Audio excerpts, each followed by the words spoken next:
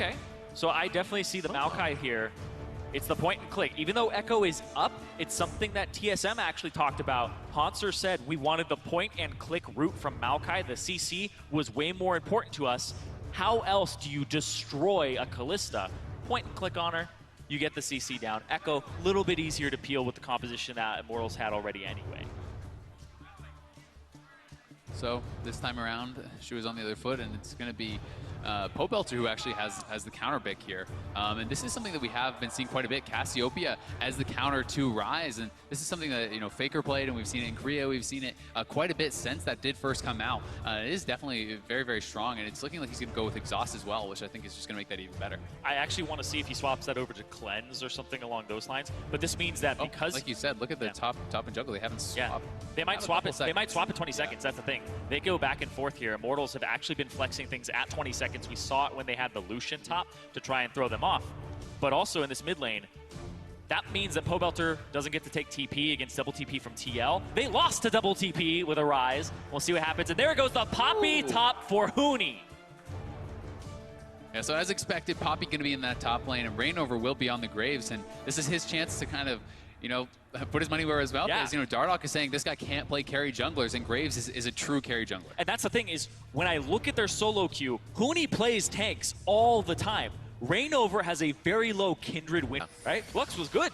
They couldn't figure out what really countered it, like Talon or something like that. But look at this. Oh, missed Q. Those are both Reignover's here, though. Both summoners for Matt. That should be the focus. He's an easy walk-in for the kill. Huni could turn around, help solidify this, but he almost gets one of his own on the TP over onto Phoenix if Dardoch didn't help. On his first Graves game of the season, Reignover picks up first blood onto Matt, and he's there at the right time. And that's gets stacking HP and so on. Yeah. Turtle's going to be a great target as well. I mean, if you can get a body slam flash, but Phoenix is in trouble. Look how this was set up. Phoenix was already hogging the left side. Dardoch is going to be able to solidify a kill with turret damage. Almost gets himself two, but he was frozen in place before Pobelter went down.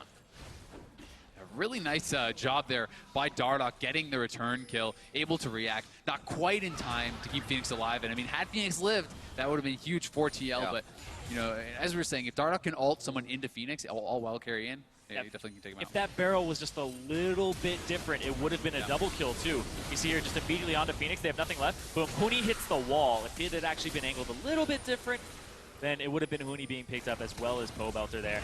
And little desperate there as well from Reignover. That Q, it's very hard to actually have somebody hit both charges of it if it isn't against a wall. So throwing out everything, basically saying, well, I'll at least try. Yep, so we do have the Abyssal completed up here for Pobelter. Not going to elect to go for Aurora after all. And, he does have that tier stacking quite nicely. He has, another null Magic Mantle on top of that. So he's built very heavily once again to kind of survive laning phase. It's kind of similar to what he did on Azir. He has so much MR against Phoenix that even if Phoenix gets up on top of him, it's going to be very dangerous for him. They know Pobelter doesn't have any summoner spells, and look at this, Lorlo comes in. Vengeful Maelstrom right down before they go into the turret. He's going to have to fight this one out. You bring it to the Snake's Den, you got to fight for it. They get Pobelter to go down, and he's not having fun now. He is a focus, actually, this game. 2-3-2. Yeah. Everybody else hasn't even really been touched. All his team's deaths, actually, but still. I mean, he's keeping up in farm, and he also has 2 kills and 2 assists. So, he's scaling pretty well, even though he is getting picked on a fair bit. It is kind of the easy target to pick on when you do have all this lockdown, all this initiation, and Cass is a low mobility champion. But picking up the Merc Treads, once again, it's really smart. Yeah, just as I start talking about Pobelter being a team player, it's a caster curse once again. But Immortals are going to have their eyes set on this dragon, picking up their first one of the game here, and the first one of the game for everybody. Yep. Does that mean we have to talk about Phoenix to even things out now? Yeah. Phoenix is actually just, I mean, he's always been the farming mid laner for this entire season. It's been the 4-man unit. But now that everything is actually centralized around Phoenix, Phoenix had the lowest kill participation on his team.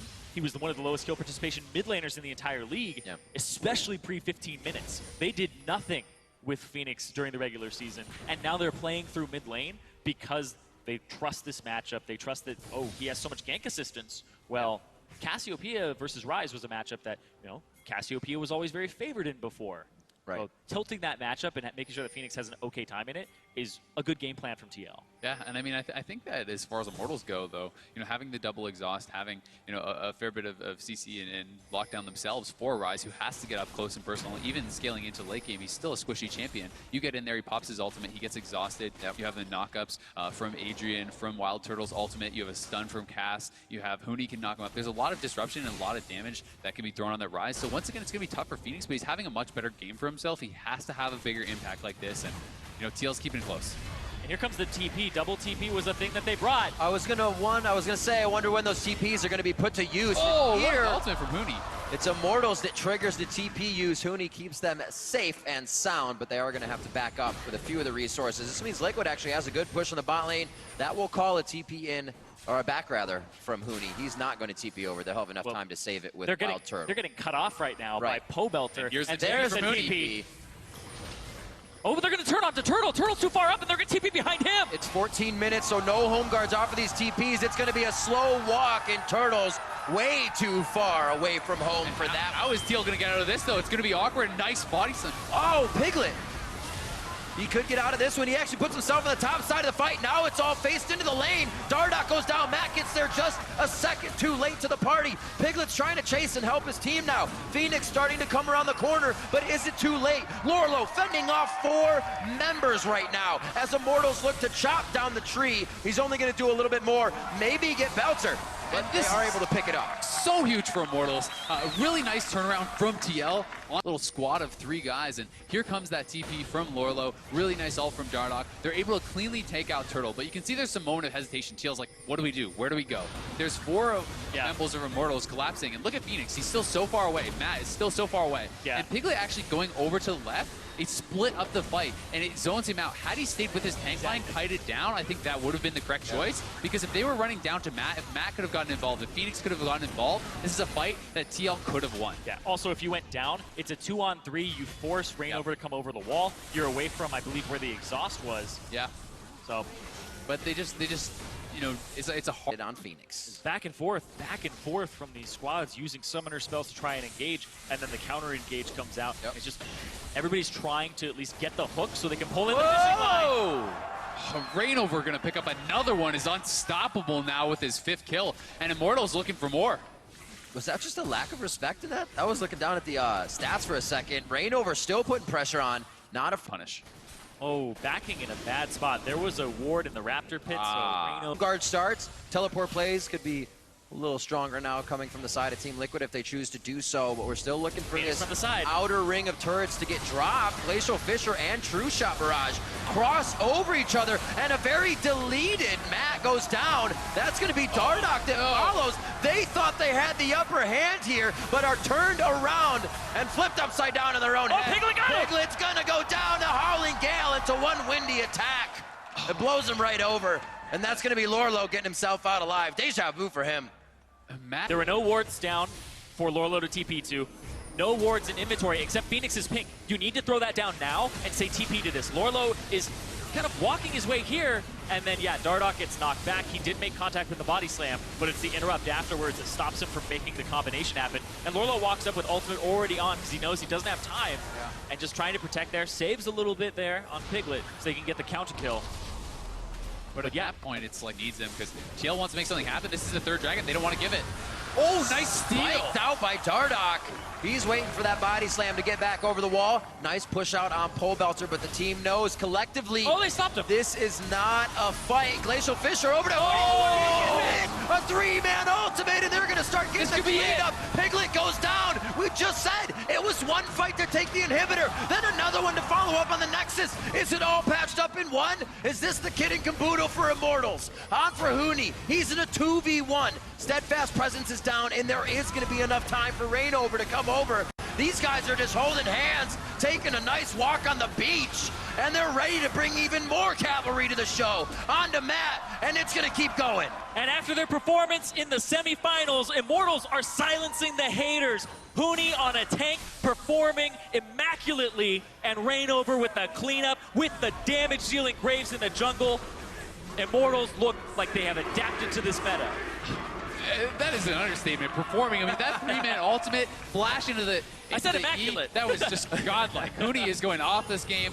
Reignover is going off. This is the dynamic duo that everyone expected. Whoa! Here comes Lorlo. Going for broke. A nice pushback. That was the Monsoon. Janna ultimate's out. This is going to be Huni giving himself up for the team, and Dardoch may not have the chase. Honestly, give the next turret as well. Just wait for Huni. There's no reason to risk it at this point.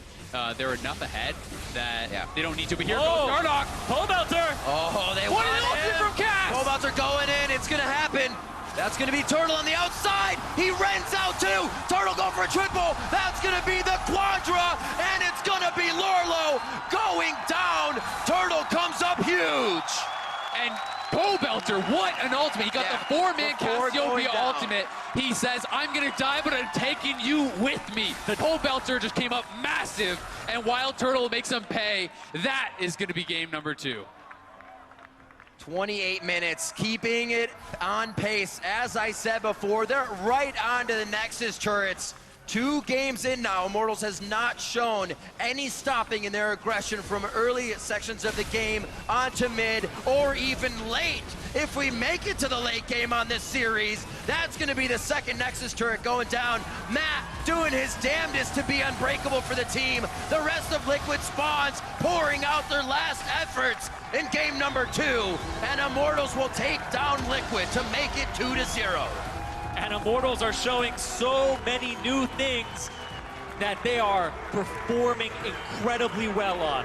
2-1-10 for Huni, the incredible knockup with the Poppy ultimate, and 8-0-10 for the regular season MVP Reignover on Graves. Yeah, how's that for a scoreline? 8-0-10, perfect KDA.